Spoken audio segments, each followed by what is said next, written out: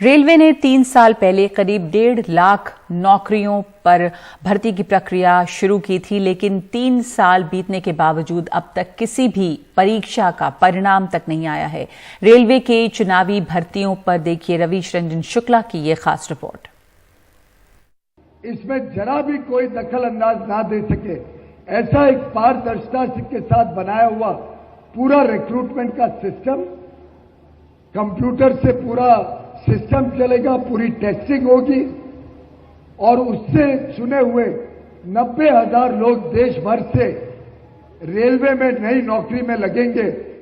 लोकसभा चुनाव के वक्त तत्कालीन रेल मंत्री पीयूष गोयल का ये बयान आया। फिर पिछले साल बंगाल चुनाव के वक्त रेल मंत्रालय ने कहा कि 2021 तक भर्ती प्रक्रिया पूरी हो जाएगी।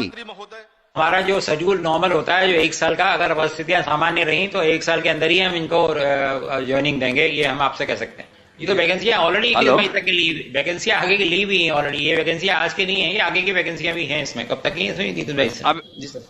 21-22 तक की वैकेंसियां ऑलरेडी फैक्टर।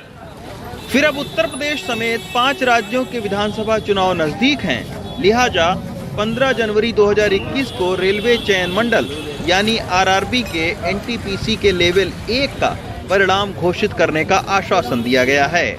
रेलवे की भर्ती प्रक्रिया शुरू हुए 1000 दिन से ज्यादा बीत चुके हैं। उत्तर प्रदेश के फैजाबाद से दिल्ली आकर रेलवे भर्ती की तैयारी कर रहे दुर्गेश दुबे जैसे छात्रों की निराशा बढ़ रही है। नौकरी पाने की उम्र और संसाधन दोनों कम हो रहे हैं। एनटीपीसी परीक्षा के लिए उनके जैसे करीब 1 करोड़ 26 लाख छात्रों ने फॉर्म भरा है। मैंने 8 मार्च को अपना एग्ज़ाम दिया। एग्ज़ाम जब हो गया उसके बाद में आंसर की आफ्टर 2 मंथ के बाद दिया गया। लगभग काफ़ी वेट करने के बाद हम लोगों ने काफ़ी वेट भी किया। उसके बाद अंततः अब रिजल्ट का वेट कर रहे हैं, लेकिन ऐसा लग रहा है कि गवर्नमेंट अब क्या कर रही है, 2024 का टारगेट कर रही है कि और कुछ कर रही है, कुछ समझ नहीं आ रहा।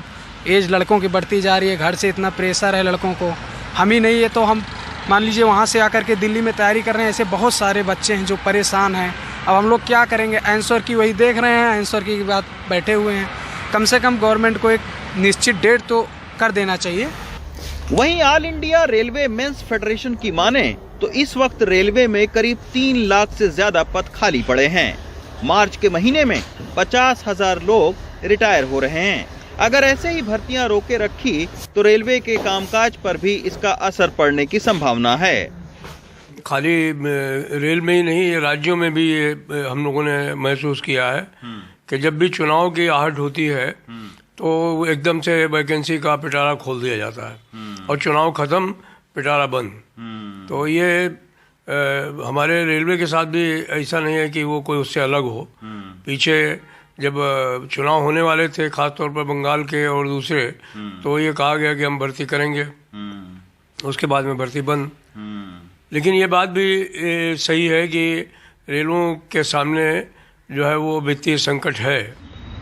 हालांकि रेलवे का कहना है कि 4 साल बाद आई 1.5 लाख नौकरियों के लिए 2 करोड़ 40 लाख आवेदन आए हैं। 208 शहरों में 8 चरणों में होने वाली इस परीक्षा में कोविड के चलते देरी हुई है। आरआरबी की लेटलतीफी के चलते अब लोग इसे रेलवे की चुनावी नौकरी कहकर तंज कसने लगे हैं।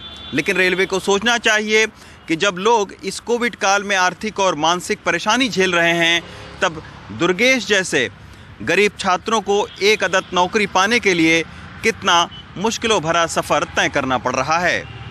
नई दिल्ली से रवीश रंजन शुक्ला, एनडीटीवी इंडिया।